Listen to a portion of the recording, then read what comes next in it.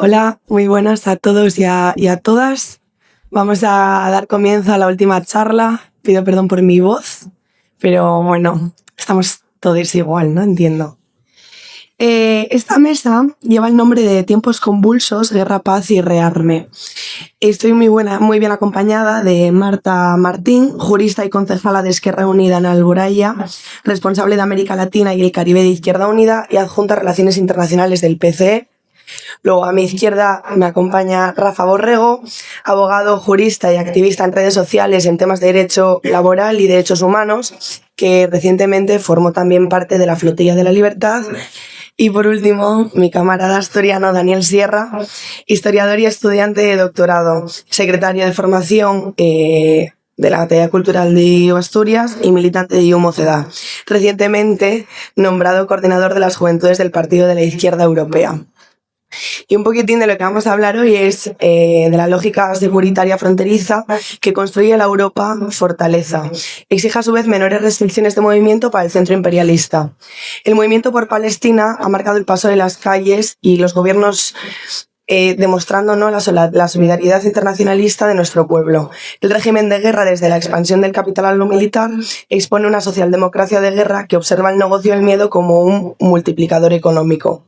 Entonces, la primera pregunta que yo os lanzo es si es posible un modelo de Unión Europea basado en los dispositivos de paz, seguridad y solidaridad. No sé cómo queréis empezar. Vamos a empezar todo. Sí, perfecta. Bueno, muy buenos días a todas. La verdad es que es un placer estar aquí. Y vale, con la primera pregunta yo voy a hacer un poco de trampa, ¿vale? Y voy a cambiar un poco la pregunta. Además de poner un poquito de contexto, no me quiero enrollar mucho ni extender mucho, pero sí que le voy a poner un poco de contexto. ¿Por qué? Porque si aceptamos este punto de partida, al final nos quedamos atrapadas, ya que si respondemos que sí, vamos a parecer unas ingenuas, pero si respondemos que no, vamos a parecer muy derrotistas. Por eso que antes de responder directamente, pues vamos a ver quién diseña el orden europeo de posguerra y con qué objetivo, qué intereses sostienen además a este orden. Mirad, Europa sale de la Segunda Guerra Mundial destruida, totalmente dividida y sin capacidad de decisión propia. Además, el orden de posguerra no lo construyen los europeos, sino que lo construyen, bueno, los teóricamente vencedores o los que sobre el papel nos dicen que son los vencedores, que son Estados Unidos y Reino Unido. Además, son los vencedores tras las dos guerras, la Primera y la Segunda Guerra Mundial, que son las que, bueno, un poco reordenan todo el mapa geopolítico, ¿no? La Primera Guerra Mundial hay un reparto entre las potencias de siempre, por así decir, un reparto colonial entre las potencias de siempre, y en la Segunda Guerra Mundial, entre otras cosas, lo que reclaman tanto la Alemania nazi como la Italia fascista es que en ese primer reparto no se han llevado nada del pastel, entonces querían, esas nuevas potencias emergentes querían su parte del pastel. Europa entonces queda subordinada a la hegemonía anglosajona, que es una hegemonía que está totalmente asegurada, por lo menos hasta ahora. Y para entender cómo lo hicieron, creo que es necesario que entendamos cómo funciona el imperio anglosajón, que es un imperio naval contra el continental. El poder anglosajón no tiene un territorio como fueron otros imperios, tiene bases dispersas por todo el globo y controla las rutas marítimas. Para un imperio naval, el continente eurasiático es un problema. Es la masa continental más grande del planeta en recursos, en población, en capacidad industrial.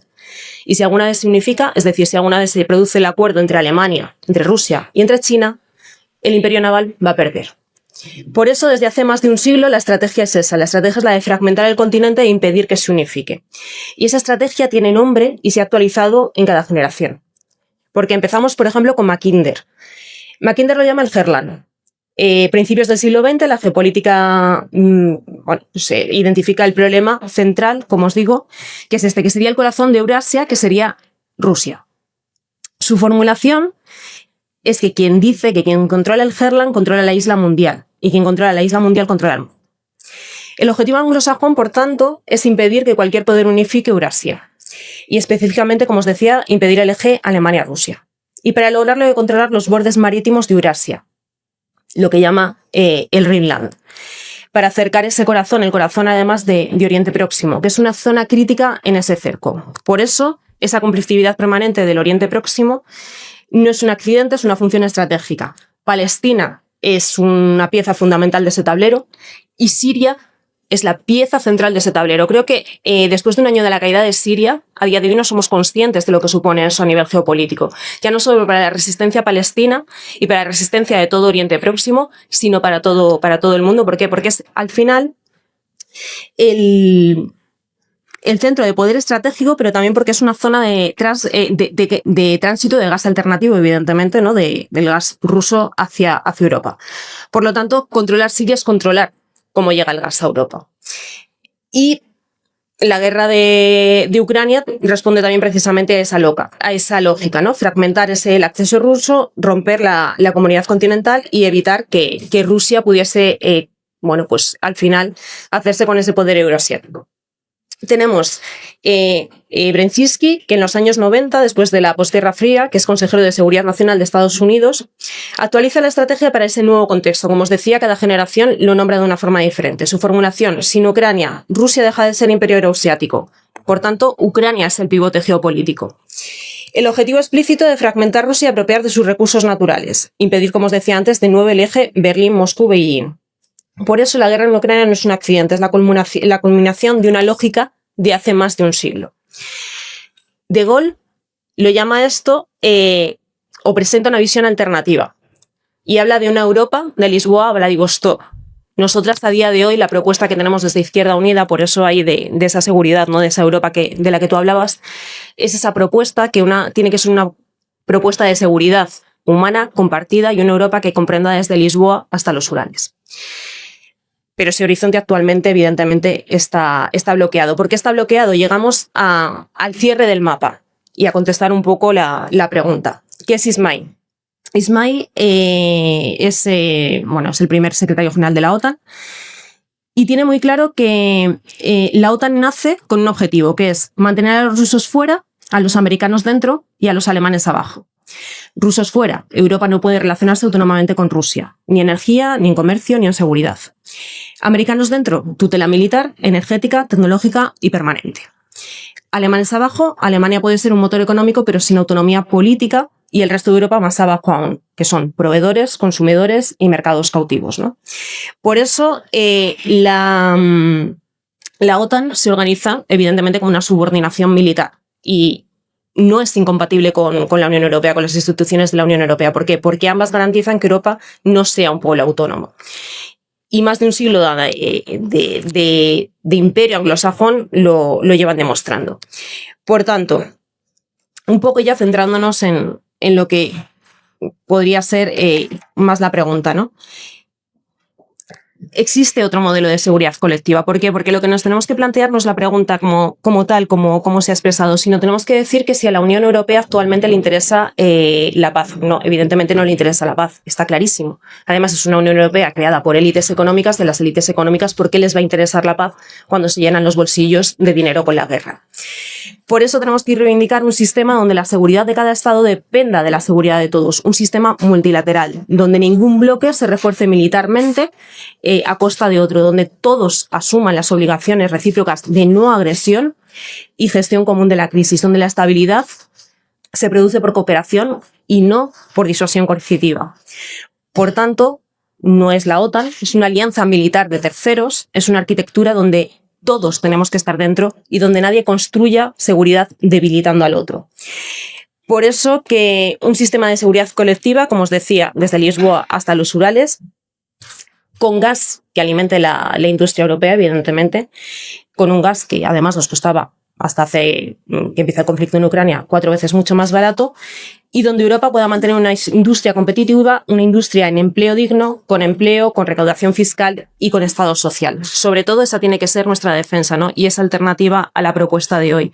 El kit de seguridad del que hablaban las élites europeas, el kit de seguridad tiene que ser sanidad, pensiones, educación, sistemas públicos, porque al final todo lo que se destine a bueno, a incrementar la guerra, no se va a destinar ni a educación pública, ni a hospitales, ni a ningún tipo de servicios públicos. Entonces, creo que sobre todo tenemos que centrar la pregunta en eso, en que esta Unión Europea quiere construir la paz, no la Europa. No confundamos Europa de los pueblos, ¿no? con la Unión Europea y con las élites.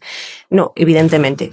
Les conviene muchísimo más llenarse los bolsillos con la guerra porque al final sus acuerdos con las armamentísticas estadounidenses y con la propia industria anglosajona está ahí. Y aparte de que estamos hablando de líderes que vienen de Goldman Sachs, de que cuando dejan las instituciones europeas se van a esas mismas empresas armamentísticas, o Ursula von der Leyen, que tiene sus hilos con las farmacéuticas o con las industrias armamentísticas.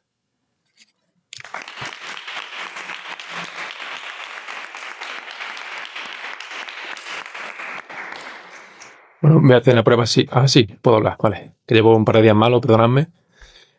Yo recojo bastante el guante de Marta. Voy muy en la misma línea. Es verdad que cuando me planteo la posibilidad de que la Unión Europea pueda seguir una senda de paz y solidaridad, me cuesta verlo.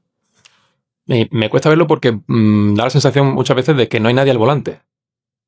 Uno mira a von der Leyen, no me gusta reducirlo nunca lo que hace una estructura política a una persona, a un líder, pero miras la manera en la que nos acabamos de empantanar en la guerra de Ucrania por centrarnos en Ucrania y dices, bueno, pero esto qué clase de idioteces. O sea, incluso si la Unión Europea tuviese sus propios intereses comerciales, geopolíticos, incluso si hubiese al mando a alguien sin ningún tipo de escrúpulo humano, uno entendería que habría habido alguna forma de parar esto, en el sentido de saber que esta guerra solamente le convenía a Estados Unidos.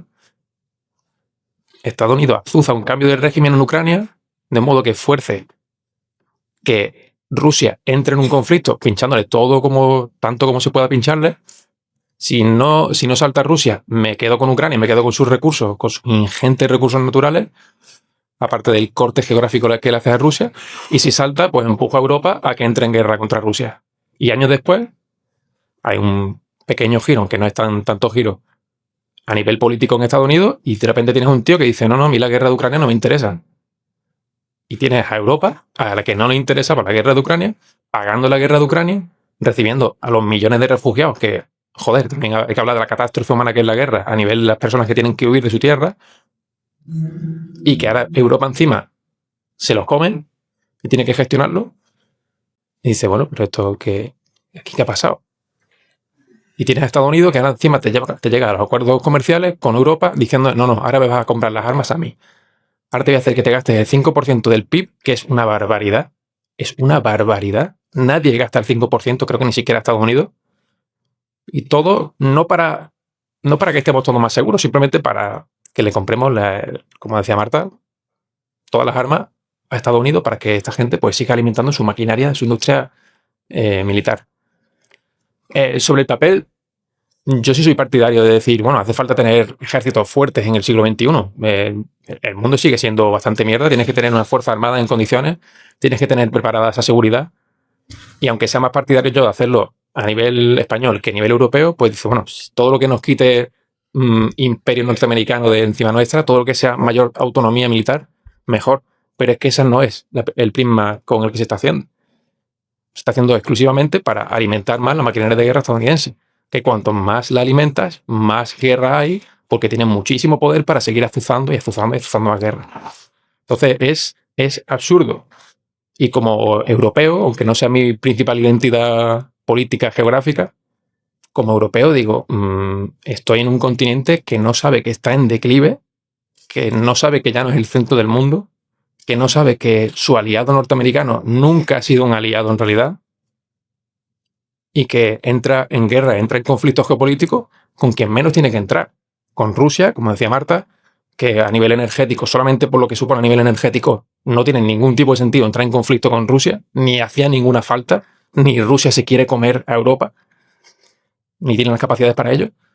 Pero es que además vemos que entramos en conflicto con China y que todos los discursos a nivel europeo son del reto que supone China, que puedo entender que a nivel comercial haya ciertos retos que solucionar, pero se habla ya como si fuese una lógica de enemigo, mientras se sigue tratando a Estados Unidos como amigo. Y da la sensación de, como decía al principio, de que no hay nadie al volante. Diga, Dios, por favor, incluso si vuestros intereses como élite europea no son los mismos que los míos, porque no defendéis ningún tipo de estado del bienestar o porque vais por otros lares que no me interesan. Incluso si solamente sea por pensar como europeos, como realpolitik de defender tus propios intereses, por Dios santo, que alguien piense de verdad que le conviene a Europa, incluso desde un punto de vista de derecha. No sé si me estoy explicando. En fin, es que ya estamos en un mundo multipolar. Llevamos muchos años diciendo que vamos hacia un mundo multipolar porque hay otras potencias que emergen con sus propias lógicas. No es que estemos yendo a un mundo multipolar, ya estamos en un mundo multipolar y llevamos varios años. Entonces, creo que hay que salir de ciertas lógicas ya de ese imperio, de ese imperio incluso a nivel mental, de aquí Europa es la que manda, Europa es la que crea la historia, Europa es la que piensa, Europa es la que inventa. Hay otras potencias y tenemos que relacionarnos con ellas. Y cuanto antes salgamos de esa lógica imperial, creo que mejor. Aquí estoy dando un pequeño salto. Pero un poco entender cómo funciona el mundo a nivel de la actualidad. Es decir, bueno, saltando con otra idea que no pensaba hablar yo mucho porque digo, tengo la voz jodida. Al mismo tiempo que critico que parece que no hay nadie al volante en Europa, una de las cosas que más me gusta hacer en la vida es mirar encuestas. Soy un poco friki para esas cosas. Creo que todos lo somos. Sí, ¿no? Estamos aquí. Sí, estamos aquí, sí, ya. Pero si tú miras encuestas de diferentes fuentes, ¿vale? Que todas las encuestas tienen su filtro, todo lo que tú quieras. Pero si miras muchas encuestas a nivel masivo, a nivel europeo, Eurobarómetro y todas las que haya, te das cuenta de que incluso a pesar de la propaganda, la gente compra cada vez menos el relato que se impone. Tanto en Ucrania como en Palestina. En el conflicto de Ucrania, la gente cada vez es menos partidaria de mandar apoyo militar a Ucrania. Esto podemos hacer lecturas muy dispares según la óptica que tengamos, porque puede haber gente muy indeseable que diga, no, es que los ucranianos por mí como si los matan a todos. Tampoco creo que esa sea la óptica. Pero sí que hay un giro ahí de decir, joder, llevan unos cuantos años diciéndome que Rusia es malísima, que Ucrania son simplemente unos héroes que defienden su país, y siguiendo con esta narrativa, y aún así, la gente cada vez compra menos ese relato. Como si se fuesen dando cuenta, incluso a nivel de público general, de que aquí hay algo raro. De que aquí hay algo que dice, mira, esto no tiene mucho sentido. Y en el caso de Palestina lo veo incluso más, no voy a decir grave, porque lo veo desde un punto de vista positivo. En el caso de Palestina, incluso en Alemania, que son muy tontos cuando quieren, lo miraba ayer, apenas el 12% de la población apoya a Israel y piensa que tiene una respuesta proporcionada. Jamás. Más del 50%, y digo, lo repito, incluso en Alemania, porque sabemos de lo que estamos hablando, más del 50% se opone en algún grado a las acciones de Israel y hay un gran porcentaje que dice que no tenía ni que haber atacado a Hamás, ni invadido Gaza. O sea, creo que es importante ver las encuestas por esto mismo, porque a veces uno se piensa que el público o que el pueblo piensa lo que se retransmite por la tele o lo que la tele dice que tal, pero luego cuando la aterrizas un poco dices, un momento, aquí en mi bando estamos más de lo que yo pensaba. Que la gente no es tan tremendamente tonta. Y creo que esto lo digo desde un tono un poco más de esperanza, porque a veces nos pensamos que estamos solos, que somos los únicos que entendemos aquí las claves de la humanidad y de la geopolítica. Y ahí luego ves este tipo de cosas y dices, bueno, tan solos no estamos. Así que, como motivo para ilusionarnos, ahí tenemos mimbres para seguir.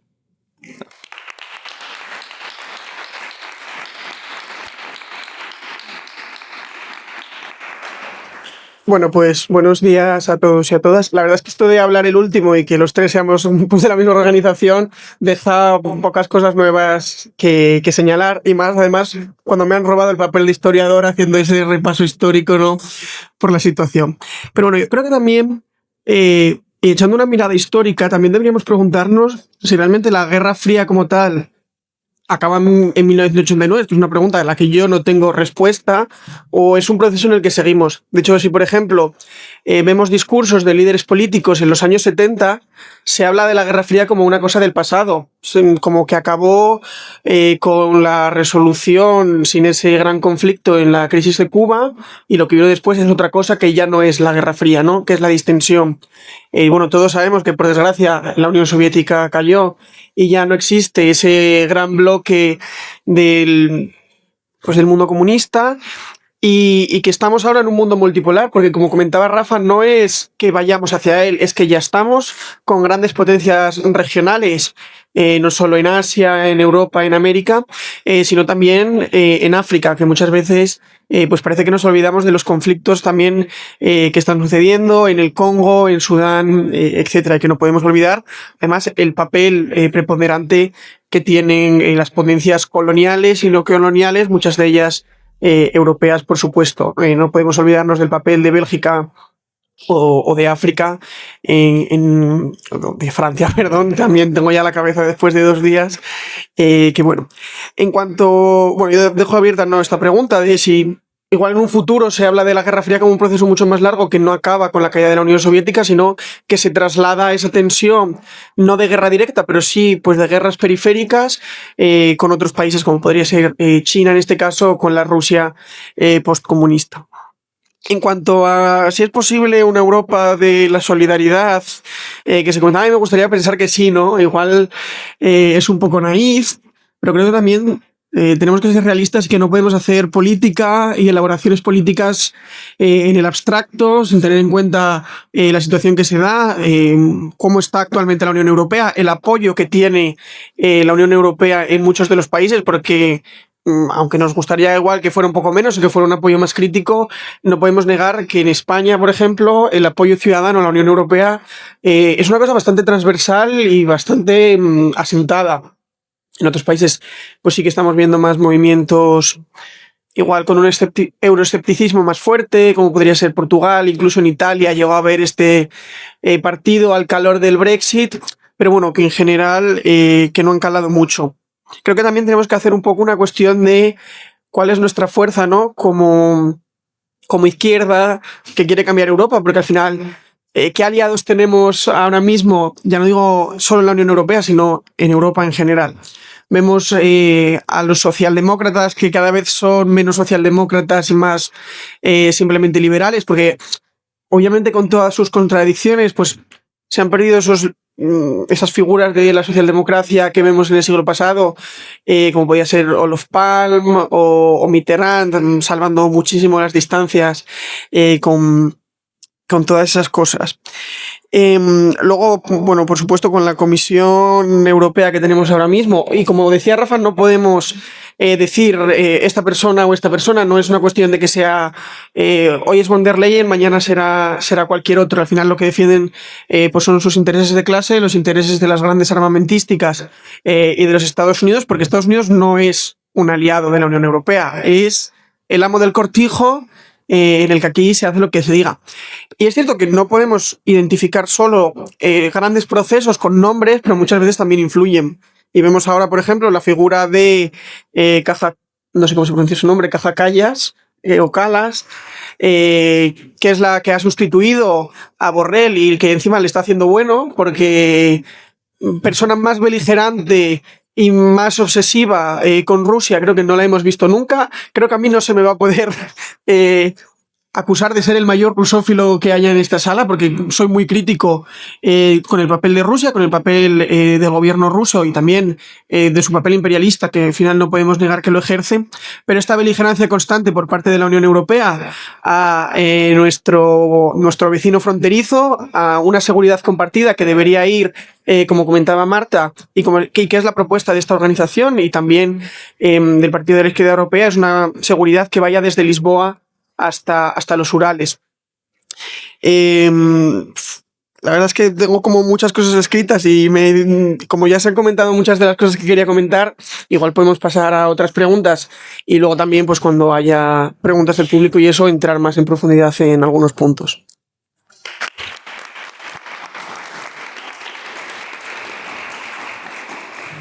¿Y cómo reivindicamos un modelo multilateral basado en la paz que no sea considerado ingenuo desde la Realpolitik? Sí, te doy yo. Mirad, unas cosas además que me vienen por lo que ha comentado Rafa y también por lo que ha comentado Dani. Rafa decía, ¿no?, que a veces parece que incluso la Unión Europea, los líderes europeos lo hacen en contra de sus propios intereses casi, ¿no? Incluso llegamos a pensar. Pero que es verdad que que la gente, al final, cada vez que pasa, cuando más tiempo va pasando con el tema de la guerra en Ucrania y sobre todo con el genocidio en Palestina, parece que la gente abre los ojos. Yo creo que es sobre todo porque el contrato social hasta este momento, o sea, no se abría tanto los ojos porque la gente, no es porque la gente fuese tonta, porque no lo es, sino simplemente que el contrato social estaba funcionando. No funcionaba perfectamente, evidentemente tenía sus contradicciones, pero sí que funcionaba: sanidad pública, educación pública, pensiones, movilidad social relativa, pero bueno, ahí estaba. ¿Y por qué? Porque eso se sostenía extrayendo de la periferia, porque hasta ahora Europa también extraía de la periferia. Pero ahora, ¿qué está pasando? Que la gente también está despertando porque Europa al final se está convirtiendo en esa parte de la que están extrayendo también. De ahí que Estados Unidos sea el amo del cotarro y, claro, y trata a la Unión Europea como su patio trasero. Por eso Europa deja de ser ese centro también del que extrae, ¿no? Y lo vemos cuando, lo que hablaba Rafa, ese aumento al que nos quiere obligar Estados Unidos del 5%, el aumento del PIB del 5%, para aumentar nuestro inversión en defensa, ¿no? Entonces, cuando el contrato se rompe, cuando las cuentas dejan de salir, pues entonces ahí empiezan las preguntas, ¿no? Y la gente entonces empieza a preguntar, bueno, ¿y por qué nosotros estamos financiando una guerra que al final no nos está produciendo ningún tipo de beneficio? Evidentemente las guerras no van a producir beneficio para nadie, nunca, bueno, para nadie. para nadie en nuestra clase, evidentemente. Pero ahí es cuando a la gente le saltan las preguntas, ¿no? Estamos participando de una guerra que a la clase trabajadora todo le son problemas, evidentemente, y además hemos sido cómplices de un genocidio que hemos visto todos los días televisado, ¿no? Entonces, bueno, pues, ¿por qué? Porque el dominio anglosajón del que hablábamos antes y ese supremacismo anglosajón se sostenía pues porque también había una supremacía que ya no existe y es una periferia que actualmente pues ya está una periferia que ahora está desindustrializada. ¿Por qué? Porque la industria de China, de India, del sudeste asiático, ¿no? El monopolio tecnológico industrial de recursos ya no es occidental, es un monopolio unipolar y no se sostiene materialmente ese tipo de monopolio.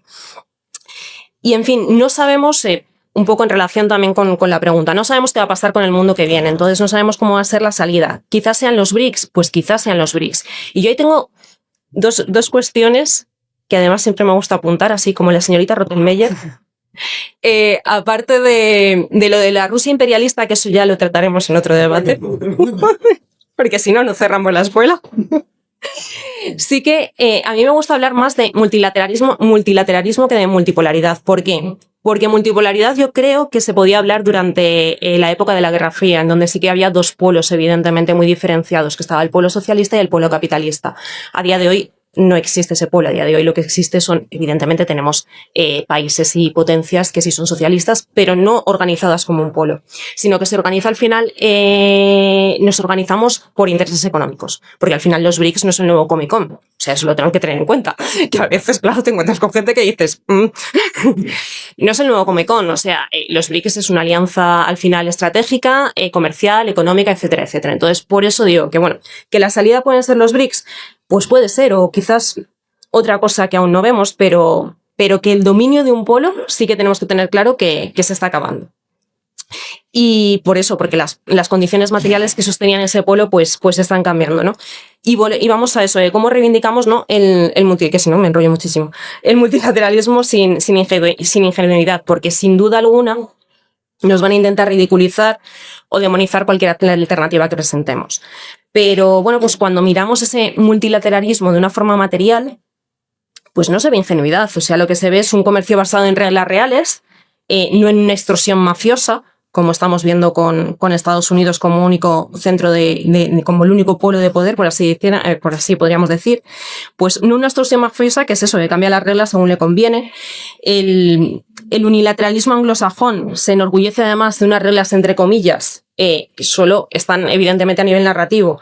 En la práctica, pues eso, cuando pierdes, cuando cambias las reglas, invade sin ONU, sanciona unilateralmente y bloquea resoluciones. El multilateralismo puede ser viable cuando no haya una sola superpotencia, que como estamos viendo eso está en decadencia, capaz de imponer su voluntad. Y eso está llegando. Y no porque lo deseemos, sino porque otras sociedades se están industrializando y están cambiando esos polos de poder, ¿no? Y están creciendo, pues como os decía antes, China, India o el propio sudeste asiático. Entonces, ¿eso se puede ralentizar? Pues sí, pero no se va a detener. O sea, eso está clarísimo que no se va a detener y va a llegar. ¿En el camino va a estar jorobado? Pues sí, porque el imperialismo, además, el imperialismo estadounidense, el imperialismo anglosajón, cuando está en decadencia es cuando es mucho más peligroso y lo estamos viendo, evidentemente, ¿no? ¿Puede seguir habiendo una gran superpotencia dentro de ese multilateralismo? Pues puede ser, pero ya no va a poder estar sola. Y cuando no esté sola, pues las reglas sí o sí tienen que estar cambiando. Entonces no va a ser una sola retórica, sino que va a ser algo que vamos a poder palpar sobre el papel y sobre la propia vida, ¿no? Pero hasta entonces, pues tenemos que seguir trabajando y tenemos que seguir trabajando en una estructura, ya no solo en el relato, porque nosotras somos mucho de trabajar en el relato, sino tenemos que crear esa estructura, una estructura fuerte donde la gente se pueda ver reflejada y donde la gente pueda ver esa alternativa.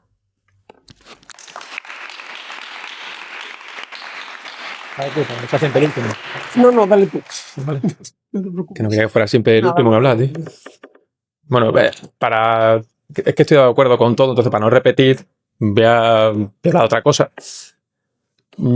Cuando escucho la palabra multilateralismo, como que le escucho un tono, un sentido más diplomático. Entonces, ya que tiro por ahí, ya que va mi cabeza por ahí, pienso ahora un poco en el Consejo de Seguridad de la ONU como plataforma que cristaliza, en cierto modo, esa falta de multilateralidad, de democracia de países, algo que sí puede parecer en principio que es la Asamblea General, pero que luego el Consejo de Seguridad lo chapa por completo.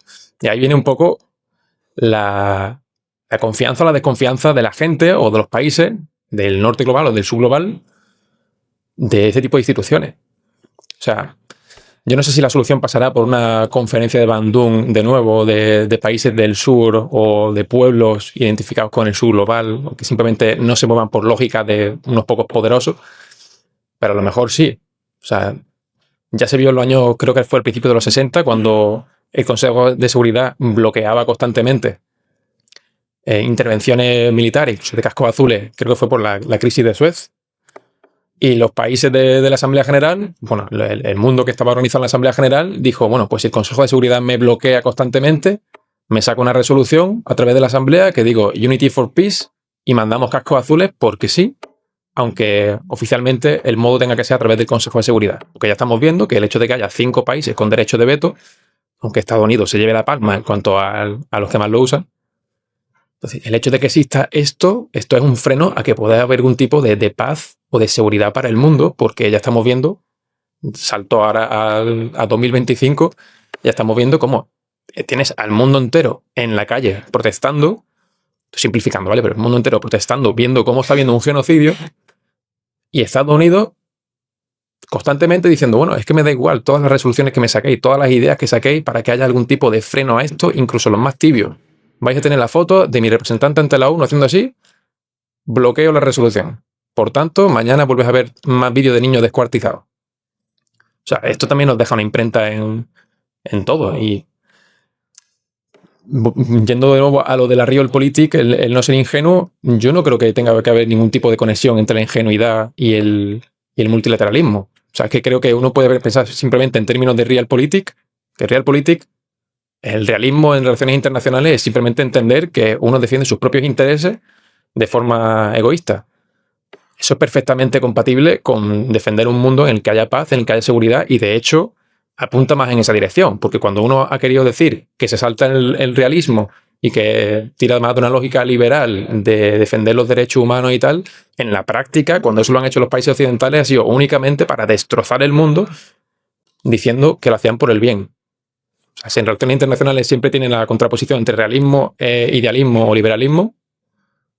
No me quiero enrollar con esto, pero ves que en la práctica ese idealismo, ese liberalismo, lo que ha supuesto ha sido el destrozo, porque lo que hacía era intervenir en más países con tus lógicas imperiales para luego hacer lo que había hecho siempre, que era hacer la lógica del realismo, que es yo te invado porque me da la gana. Lo que pasa es que luego lo maquillo diciendo que esto lo hago por los derechos humanos. Entonces creo que el realismo... Ya se me está jodiendo la voz. Ya me voy a callar.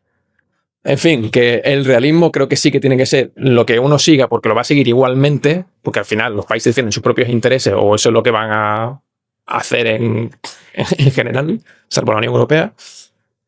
Y creo que eso es perfectamente compatible con la paz y la seguridad, y que de hecho pasa por ahí.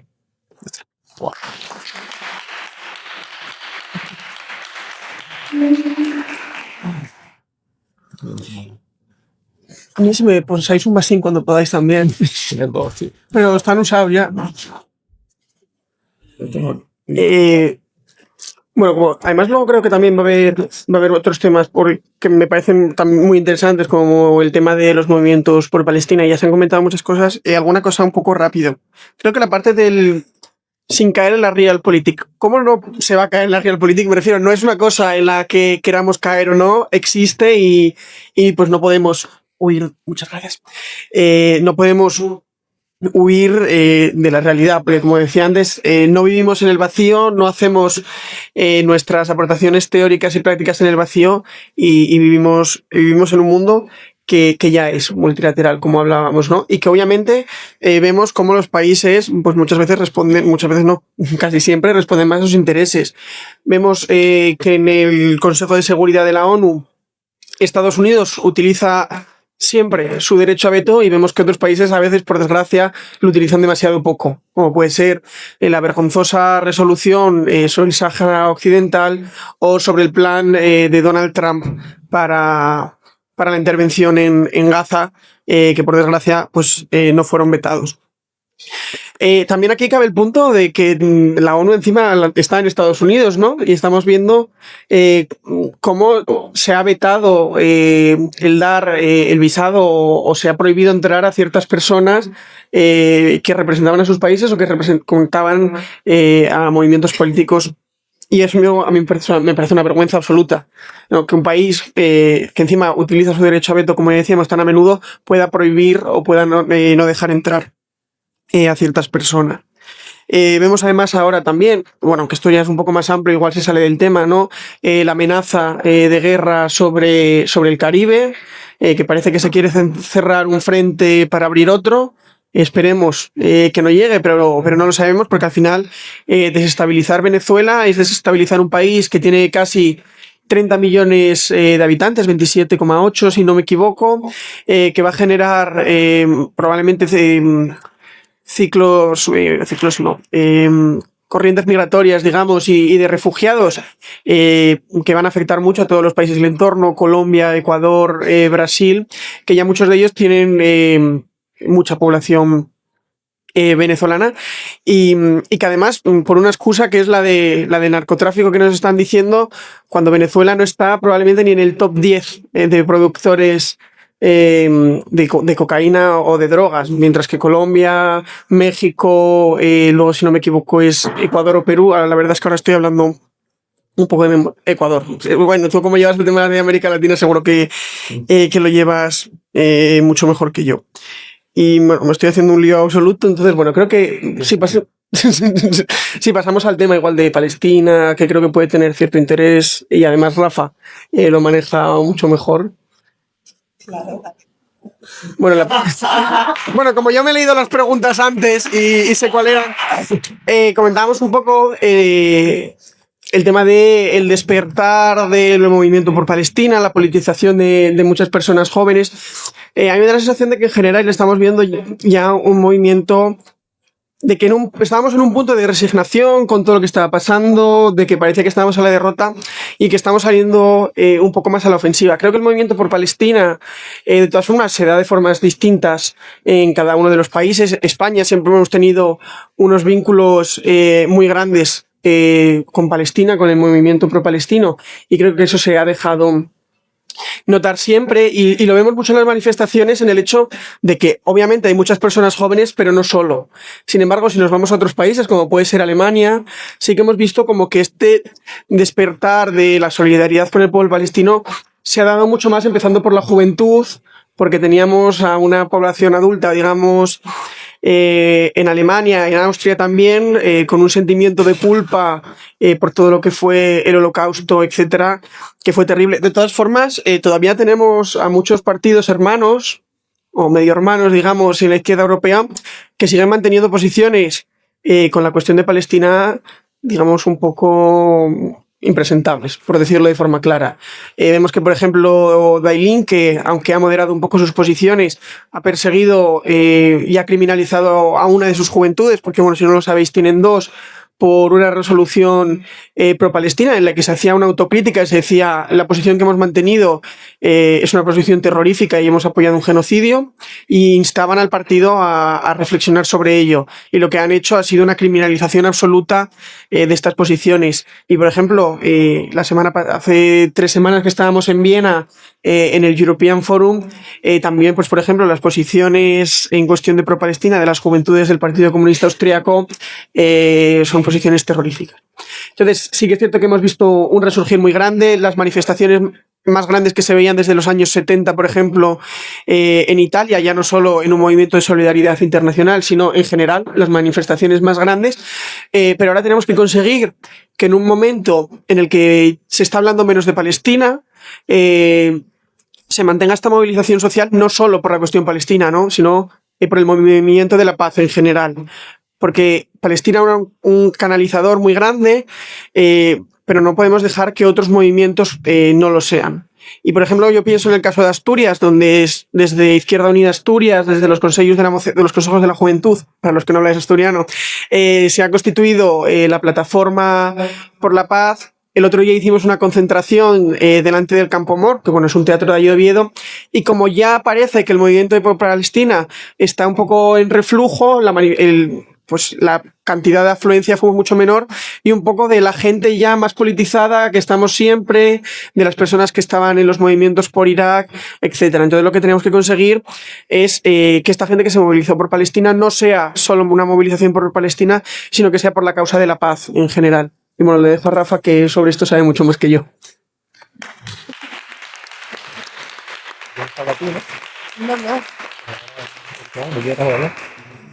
Di lo que quieras. ¿Pero sobre qué? Sí, no había más preguntas. Es la pregunta de Palestina. ¿Cuál es la pregunta? Ya me acuerdo. La afgana y tal. Vale, pero ¿cuál era la pregunta? Que yo no la tengo. Que esta etapa ocurrió en la atracción entre la juventud y si ha sido la movilización por Palestina un estallido de politización juvenil. Y sobre todo, cómo hacer atractivo también el tema de Palestina, que muchas veces es algo muy desconocido a la gente joven, ¿no? Vale. Bueno, la verdad es que, bueno, no, soy el que no se trae las preguntas impresas, la verdad, ¿no? A ver, en la movilización por Palestina, yo tengo que admitir que me ha sorprendido bastante. O sea, tenía en buena estima lo que viene siendo la parte del pueblo español, o parte de España, que se moviliza de forma solidaria por movimiento internacionaliza, pero nunca pensé que iba a llegar al punto al que ha llegado. Honestamente. Entre otras cosas porque en otro tipo de cuestiones nunca se ha visto tan fuerte. Entonces era un poco cuestión de ver cómo aterrizaba no el movimiento palestino, pero el genocidio, todo el tema del genocidio, cómo aterrizaba en España de un modo en el que la respuesta fuese tan grande. Y evidentemente veo que ha sido proporcionado porque lo que se ha visto y lo que estamos viendo todavía a día de hoy es una barbaridad. Entonces está bien que haya tenido una respuesta tan grande, pero aún así a mí me ha sorprendido. Y hablando en concreto de la flotilla, yendo en los barcos, viendo la cantidad de gente que salía, cuando paraban las etapas de la vuelta, cuando veíamos que incluso las lecturas sobre la parada de esas etapas era de, pues claro que la hemos parado, o pues claro que la han parado, y que los que criticaban eso eran como gente en una esquinita, esa es la impresión que me daba a mí, y hasta eso me sorprendía, porque decía, bueno, esto es lo típico de cuando alguien por una protesta por el clima para el tráfico en la autovía. Y dices tú, entiendo por qué lo estás haciendo, pero te van a poner a caldo. Porque no tienes tanto apoyo. Simplemente sois unos pocos que estáis haciendo eso por una causa muy loable. Pero con el tema de Palestina me ha sorprendido eso, de que fuera cual fuera la protesta, fuera cual fuera el movimiento, incluso al nivel de parar pues, eventos deportivos y demás, o las presiones por Eurovisión, se instauraba inmediatamente un relato de evidentemente que lo estamos haciendo, evidentemente que estamos parando el evento deportivo. Poco es para todo lo que tenemos que hacer. Y no solamente en España, sino también en otros países. Pasa que España ha sido protagonista para esto. Tanto a nivel de gobierno, que siempre es mejorable, pero se han hecho cosas, como a nivel de movilización popular. Que por otro lado es algo que está conectado. Puedes tener gobiernos que sean completamente indeseables, que sean unos asquerosos, pero que por ver cómo se moviliza el pueblo por Palestina, que hasta ellos se queden también sorprendidos, digan, bueno, vamos a evaluar aquí coste-beneficio porque igual si no hago nada por Palestina me va a salir caro. Aunque sea yo de derecha, aunque sea yo lo más sionista del mundo. Me puede salir muy caro, así que vamos a hacer algo. Y en esos términos es como se entendió al principio cuando Italia iba a mandar sus buques a apoyar, que luego lo que vino fue a llevarse a sus italianos y los italianos se negaron. Pero al principio daba la impresión de que era un poco eso, de que era Meloni de repente mandando buques a proteger a una flotilla que iba a llevar comida a Gaza y estábamos diciendo, wow, o sea, ¿qué cojones está pasando aquí? Y luego ya pasó que España mandó su buque y ya todo, en fin, todo se desenvolvió. Pero a nivel de la juventud, es que tampoco sorprende que la juventud sea quien se moviliza. Pero a mí sí me sorprendió el grado al que se ha movilizado de ahí, desde los últimos 2 años. Sí que sigue siendo triste como ahora, desde el último mes, en los que se ha fingido que había un acuerdo de alto al fuego, que no ha sido ni de acuerdo, ni de alto al fuego, ni leche, porque lo siguen matando a los palestinos, sí que es verdad que la movilización ha bajado un montón. Eso sí es muy triste. Entonces ahí también es cuestión de seguir empujando y de buscar la forma de recordar constantemente, no sé con qué tipo de frescura se puede plantear un tema que ya ha cansado mucho también y que ha desgastado mucho a la gente, pero hay que reformularlo de forma en la que que siga candente. Porque también cuando la gente se ha movilizado por Palestina, también se abrían otras ramas en las que la gente se ha empezado a preocupar. Y cuando digo la gente, digo, por ejemplo, mi tía no ha salido a una manifestación en su vida, pero en el momento en el que yo me subí a un barco y ella dijo, hostia, esto ya no es el colega hablando de su cuarto, no es por hacer esto sobre mí, ¿vale? Pero ya que pongo un ejemplo de mi familia. Mi tía ahora está publicando cosas del asedio del Fasher en Sudán. Porque ya no ves que han abierto la puerta de que les interese un tema internacional, de que les preocupe gente a la que no conocen de nada y que a la que están matando, con la que no comparten ni siquiera un idioma. Ya ha dicho, bueno, me ha preocupado Palestina. Yo mismo tengo mi semilla de, bueno, y aparte de Palestina, ¿qué me tendría que estar preocupando? Y ya empiezan a lo mejor a buscar sobre otras crisis humanitarias o sobre otros genocidios. A lo mejor empiezan a sonar los rohingyas, cómo se meten en Bangladesh huyendo de Myanmar, que es otra barbaridad que la gente no conoce. La crisis de Sudán, el Congo, Sudán del Sur, Haití. No se pueden controlar todos y no se puede esperar que la gente controle todo. Pero es verdad que la movilización por Palestina, en cierto modo, también ha tenido ese efecto secundario que veo muy positivo, y es que la gente le ha empezado a preocupar otro tipo de cosas. No al nivel de Palestina, pero sí. Entonces, nada, supongo que la conclusión es que hay que intentar que la gente siga siendo consciente de que el genocidio sigue y que lejos de haber acabado se va a profundizar y a lo mejor reducen el ritmo de muerte, de asesinato, pero lo que están haciendo es profundizar la ocupación. Recordemos que van a poner a Tony Blair de administrador de Gaza, el carnicero de Irak. O sea, que es que no estén diciendo que ni siquiera la autoridad palestina diga, no, vamos a ser la autoridad. No. Van a poner a Tony Blair y van a hacer que los israelíes se queden con todo, y dentro de poco empezaremos a ver programas de migración masiva de palestinos y muchos de ellos aceptarán irse porque no aguantan más lo que han sufrido. Como mi propia profesora de árabe que vive en Han Yunis y que me confiesa eso, que dice, bueno, es que parte de ser humano es que no deis todos por hechos desde fuera de Palestina, es que todos queremos ser unos héroes que aguantan aquí y lo resisten todo. Parte de ser humano es decir, llevo muchos años, llevo toda mi vida sin haber salido de aquí porque no me dejan salir, y llevo los últimos años de mi vida siendo joven, viendo cómo me matan a mis amigos, viendo cómo duermo en una tienda de campaña, viendo cómo me humillan.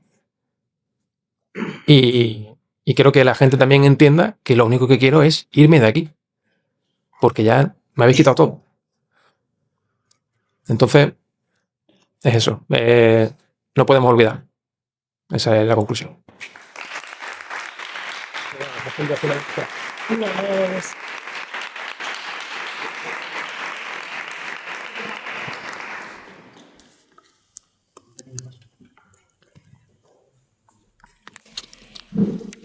Vale, algo muy, muy breve. En primer lugar, a mí me gustaría dejar claro que pese a todo y pese al tema que muchas veces nos parece la ONU, tal y como están las cosas, es que tenemos que seguir reivindicando la ONU, porque entonces si no ya estamos perdidos. Pero la ONU basada en su Carta Fundacional. La ONU en su Carta Fundacional no recoge el derecho a veto, lo que recogía o como se recogía el derecho a veto, por así decir, era un acuerdo entre las 5 potencias que eran aliadas en la Segunda Guerra Mundial. Y era un derecho para ponerse de acuerdo entre ellas. ¿Qué pasa? Que eso se está utilizando, como habéis dicho vosotros antes, como arma arrojadiza, sobre todo por parte del imperialismo, cuando a mí esto no me interesa. Por ejemplo, a mí me interesa que sea un genocidio, veto cualquier resolución, por mínima que sea, ¿no? Pero que a día de hoy tenemos que seguir reivindicando esa ONU basada en esa carta fundacional, porque si no, entonces sí que si el derecho internacional prácticamente ha sido defenestrado y está bajo las ruinas de Gaza, si al final no reivindicamos la ONU basada en la carta en su carta fundacional, entonces sí que ahí estamos perdidas. Por desgracia, sí que tenemos que seguir haciéndolo. Y ya con el tema, ¿no?, de la movilización, mirad, el estado social que vivimos, como comentaba antes también, se decide tras 1945 y fue posible porque al final hay paz en Europa Occidental. Si volvemos a la guerra, el bienestar pues se va a quebrar y las sociedades no pueden seguir como si todo diese igual, porque la disputa está muy clara y la disputa es u hospital o tanques. Y actualmente, si esto sigue así, nos vamos a ver, y es que no es broma, nos podemos ver en un momento en el que la juventud en Europa tenga que ir al frente. O sea, y eso es terrible. Porque además es vergonzoso. Por ejemplo, una de las entrevistas, ¿no?, Ursula von der Leyen, cuando en su momento más exacerbado, tema guerra Ucrania, etc. Y el periodista le pregunta: ¿usted va a mandar a sus hijos al frente? Y se ríe. O sea, tiene la desfachatez de reírse en la entrevista.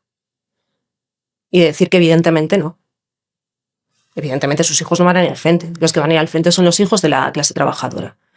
Y entonces yo creo que eso también... yo creo que la juventud también ha sido consciente de eso, ¿no? Esa movilización también que hemos visto tan grande. Muchas de esas personas que se han movilizado, muchas de esas jóvenes que se han movilizado, pues quizás sí que ideologizadas, pero otras muchas no. Otras muchas no porque están viendo que había algo que no cuadraba. O sea, lo que decía antes Rafa, me estáis contando esta milonga, pero es que esto ya no me está cuadrando con lo que me estabais diciendo. Y entonces despierta, ¿no?, esa juventud, afortunadamente. Y probablemente yo creo que si esto sigue así, y en 2030, como tienen planificado los líderes de la Unión Europea, prácticamente el hecho de que haya una guerra real, si seguimos así, bueno, pues al final lo que tenemos que hacer es que la resistencia sea masiva. Por eso tenemos que seguir diciendo, oiga, ¿no?, que el genocidio en Palestina sigue, que esto de la mierda está de acuerdo de paz, perdón por la expresión, esta que se ha inventado el imperialismo, es para seguir masacrando a palestinos y para que al final la gente que había despertado un poco, que se había empezado a concienciar con el tema del genocidio en Palestina, diga, bueno, si esto ya está, esto ya se ha acabado, han firmado el acuerdo de paz. No, o sea, no es un acuerdo de paz, evidentemente, o sea, es una anexión y es terminar el genocidio completamente. De hecho, desde que se firma esa... y es que no me sale otra palabra, me salen muchas peores, esa mierda... se ha roto el alto el fuego, el régimen sionista ha roto el alto el fuego unas 400 veces. De Palestina, Líbano, etcétera, etcétera. Incluso Siria. O sea, porque no nos olvidemos que es que Israel ha sido capaz, y es más, Occidente ha dejado que Israel sea capaz de atacar en un mismo día 3 países diferentes. Palestina, a Líbano y a Siria. Entonces, creo que ha sido ese el resurgir, ¿no? Afortunadamente, por desgracia, hemos tenido que ver un genocidio transmitido en directa y que la realidad rompió el marco oficial. Esa ha sido la contradicción que se ha visto, y por eso al final, pues la gente que quizás no estaba politizada, la juventud que a lo mejor no estaba politizada, ha dicho hasta aquí y han salido a las calles. Y por eso tenemos que seguir haciendo que las calles sigan siendo un hervidero.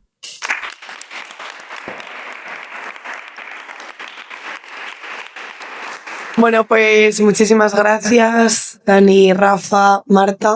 No va a haber tiempo para preguntas para el público, pero son gente majísima que van a estar por aquí ahora, que si les preguntáis, pues os van a contestar. Así que nada, hasta luego.